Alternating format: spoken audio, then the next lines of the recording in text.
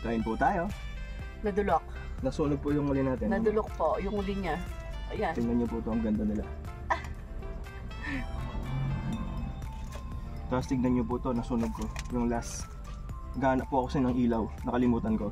Ganyan kahaba yan, oh. Itong mga to, ganyan kahaba. Hindi, ganun talaga pag bumili ka 2 kilos. Sa akin yung sa akin po yung mga sunog. Kain po tayo. Kain ko tayo. Lasang sunog. Gusto ko. Yan, ibalik mo na ganyan dahil.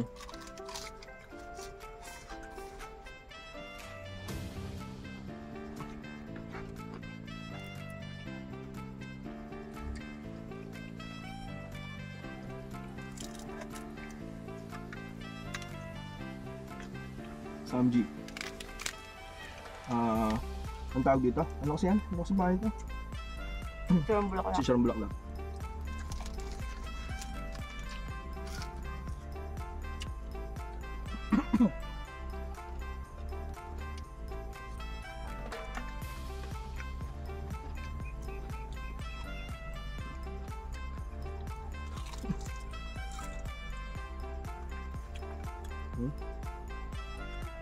Sunog.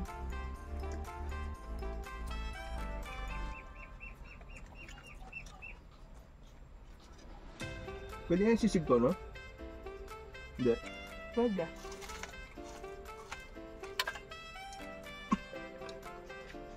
Hindi ganun kasi yung history ng sisig eh. Nasunog lang accidentally, tapos pinaremedyo, nagawa yung sisig.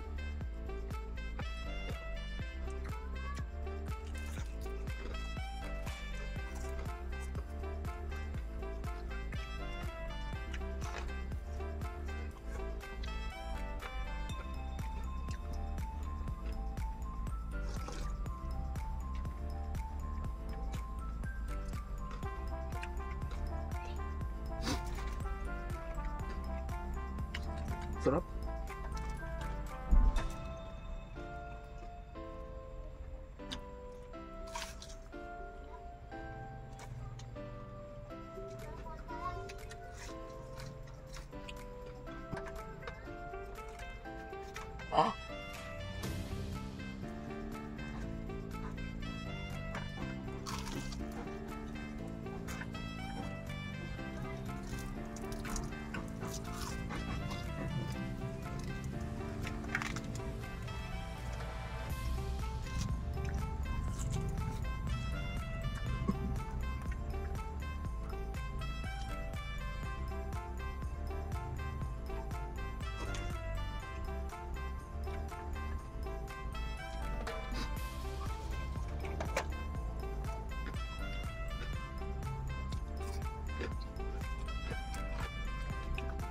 Bawang.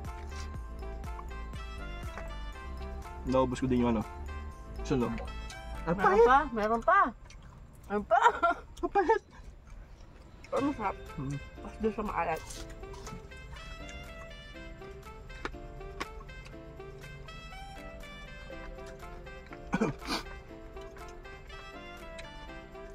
Para po sa mga nagre-request po ng ibalik po yung dati, pasensya na po kayo pero hindi na po talaga natin siya may ibabalik.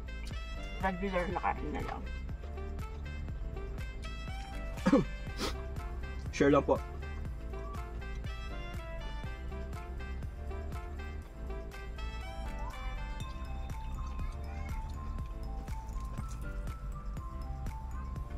Alam niyo po yung sa mga mukbang pa po natin, mukbang videos, past videos po natin, meron po akong sinabi doon, kung papipiliin po ako ng Diyos na mawawala yung pagkaroon ko po ng parang eating disorder, parang ganun, kapalit mawawala po yung YouTube.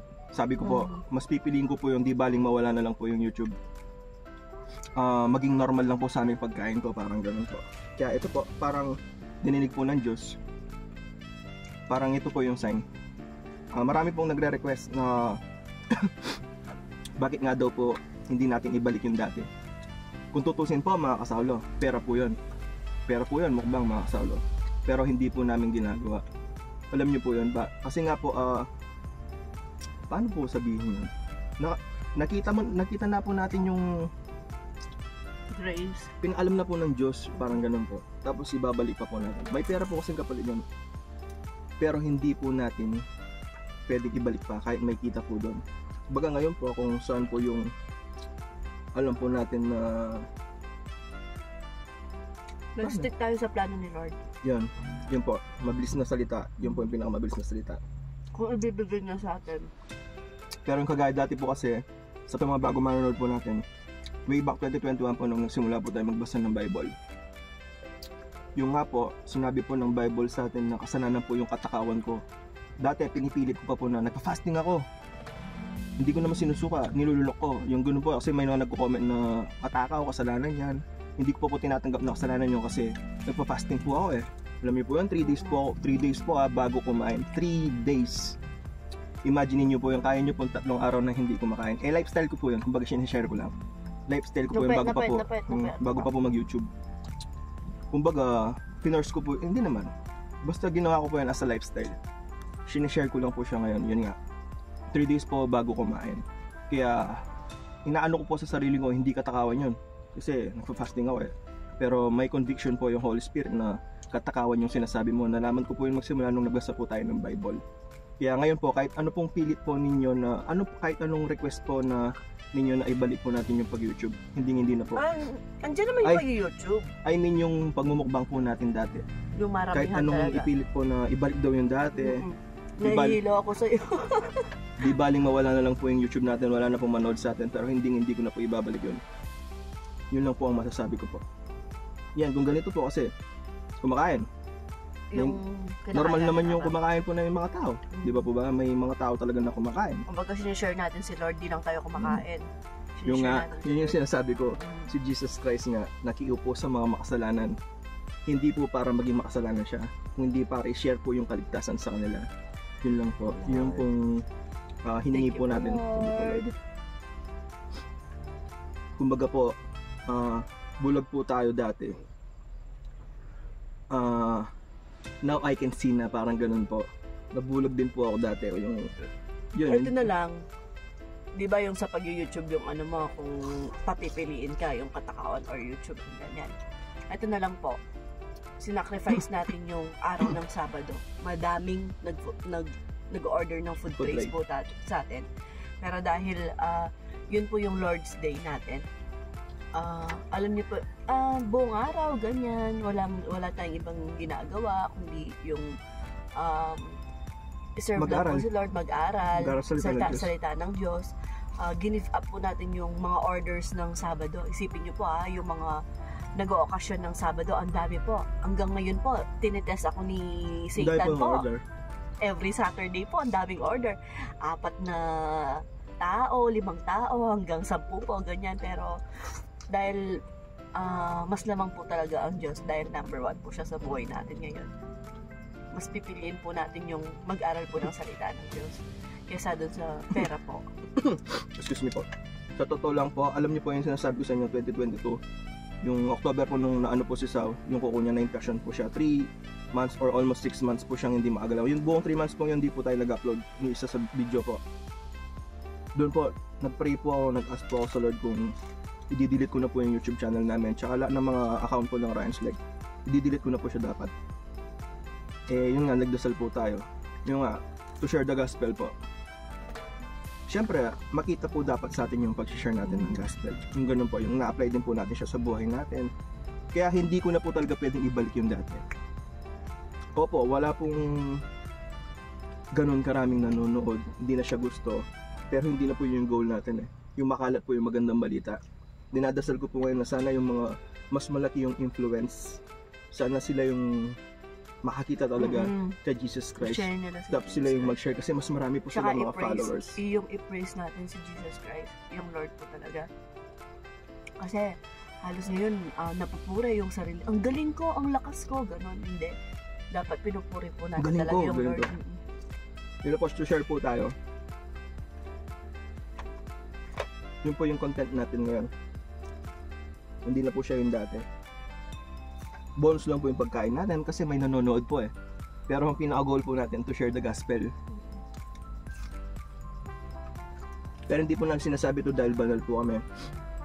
sinusubukan po natin mamuhay na may kabanalan. Pero sasabihin ko na po sa kanya, pag sinundan po natin ang Panginoon si Kristo, expect nyo na po yung kahirapan. Grabe po. Grabe po yung gagawin sa inyong panghatak ng demonyo para lang bumalik ka sa dati mong buhay.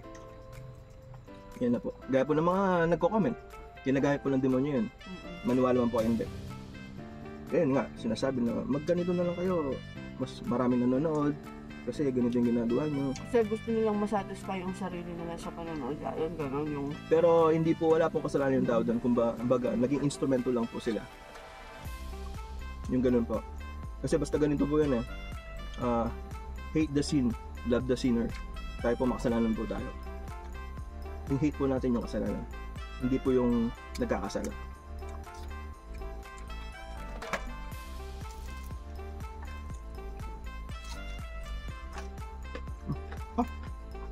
Ako na nila. Ayaw na itong makasunog. Ako din yung may kasalanan. Naghahanap ako ng ilaw kanina eh.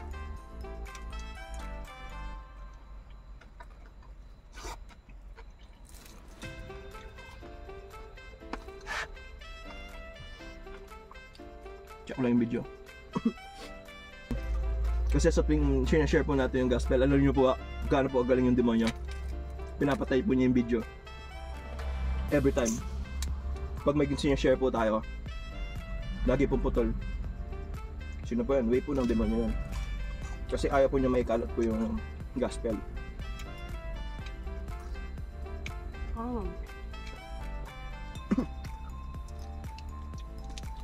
Basta as lang po sa Holy Spirit.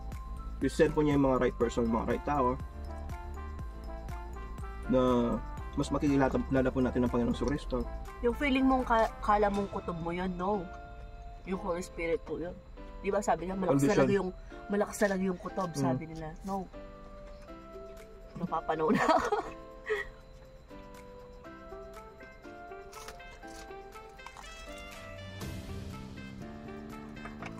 Ang lambot, ang lutong. Pagod ka. Mamahal ka. Busog na ako. Pagod ka.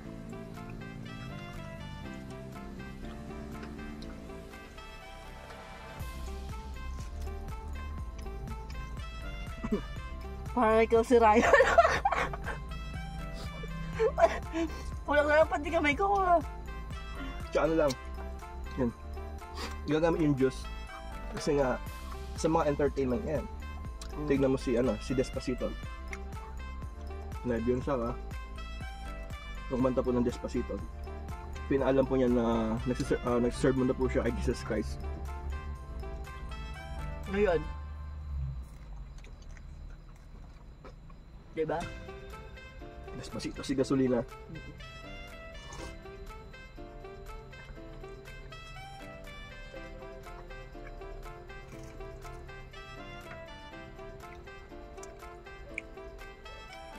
Gagamit po ng Diyos kasi nga kalat na po yung mga tao. Hindi naman lahat nanonood ng mukbang, hindi naman lahat nanonood ng mga pure gospel po yung sinasabi about ka sa kaligtasan. Siyempre, yung nga, sa mga ibang way naman po siya gagamit.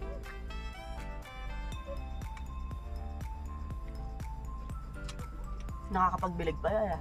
Kasi tanging dasal lang po natin ngayon yung magamit po sana tayo para mas makilala po ang Panginoon sa Kristo.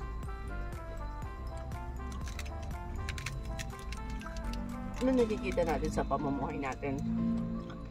Ang dami sa, hindi ko lang paano sabihin yun.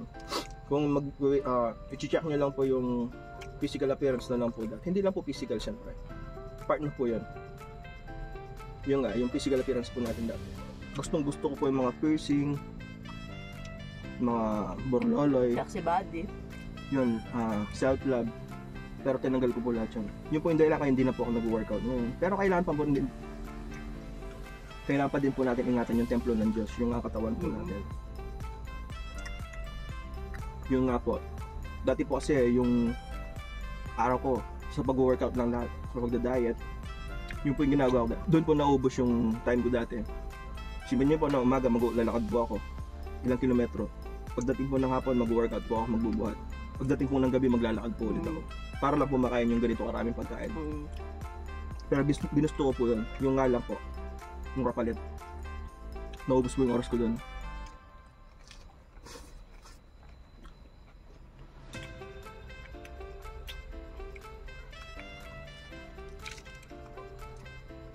Basta tinanggal ko na po lahat.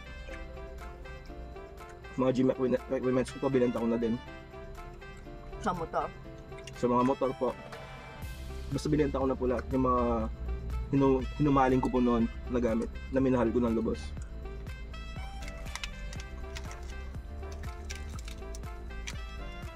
Tapos ito, yung binigay sa atin ni Lord, yung nagagamit natin, gano'n.